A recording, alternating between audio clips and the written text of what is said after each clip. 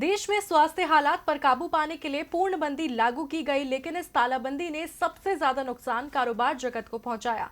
उद्योग धंधे ठप पड़ने से मांग और उत्पादन में बड़ी गिरावट देखने को मिली है, जिसका खुलासा confederation of all India traders यानी कैट की रिपोर्ट में हुआ है। तो 60 दिनों की पूर्णबंदी पर और क्या कुछ कहती है ये रिपोर्ट, आइए देखते हैं।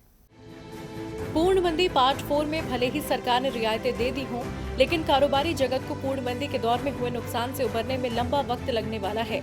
मांग और उत्पादन घटने की वजह से व्यापार पूर्णबंदी के दौर में बुरी तरह से चरमरा गया है। जी हाँ, confederation of all India traders यानी कैट की माने तो 60 दिनों की पूर्णबंदी में खुदरा कारोबारियों को 9 लाख करोड़ के कारोबार का नुकसान हुआ है। कैट ने ये रिपोर्ट सरकार के ढील देने के बाद के पहले हफ्ते के विश्लेषण पर तैयार की है। कैट की रिपोर्ट में कहा गया है, घरेलू व्यापार इस समय अपने सबसे खराब समय का सामना कर रहा है, क्योंकि पिछले सोमवार जब से पूर्णबंदी में ढील देने के बाद से देश भर में दुकानें खुली हैं, उनमें केवल 5% व्यापार ही हुआ है और केवल 8% कर्मचारी ही दुकानों पर आए हैं। 60 दिनों की पूर्णबंदी के दौरान घरेलू व्यापार में लगभग 9 लाख करोड़ रुपए का कारोबार नहीं हुआ। केंद्र और राज्य सरकारों को 1.5 लाख करोड़ रुपए के जीएसटी राजस्व का नुकसान हुआ है।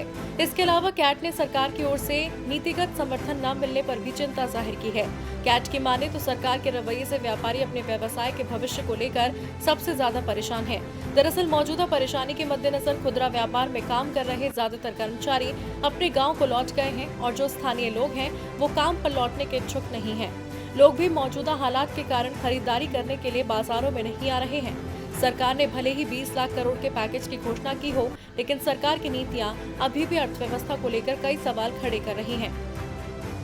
डीबी लाइव की रिपोर्ट।